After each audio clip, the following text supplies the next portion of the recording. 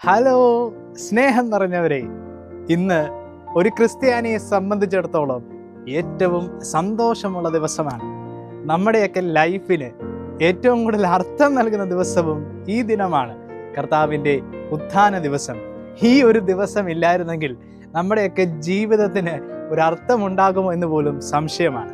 സ്നേഹം നിറഞ്ഞവരെ, മരണത്തിനും എല്ലാ വഞ്ചനയ്ക്കും എല്ലാ തിന്മ ശക്തികൾക്കും മേൽ കർത്താവ് വിജയം വരിച്ച ദിനം, കുരുത്തോല സ്വീകരിച്ചവർ ക്രൂശിലേറ്റുക എന്ന് ഉറക്കെ വിളിച്ച് കരുത്താർജിച്ചെങ്കിലും അവസാനം കർത്താവ് അവർക്കെല്ലാം മുകളിൽ ഉത്ഥിതനായി തൻ്റെ ശക്തി പ്രകടിപ്പിക്കുകയാണ്. എല്ലാ ശക്തികൾക്കും മേൽ കർത്താവ് വിജയം വരിക്കുന്നു.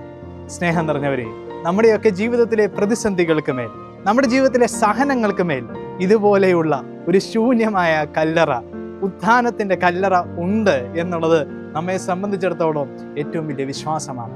അതുകൊണ്ട് നിരാശപ്പെടേണ്ട, സങ്കടങ്ങളുണ്ടെങ്കിൽ സങ്കടപ്പെടേണ്ട, ജീവിതത്തിൽ തകർച്ചകളുണ്ടെങ്കിൽ നാം വിഷമിക്കേണ്ട.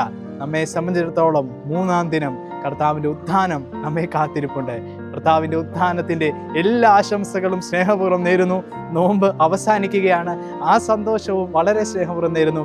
ഏവർക്കും ഈസ്റ്ററിൻ്റെ മംഗളങ്ങൾ ഹൃദ്യമായി നേരുന്നു.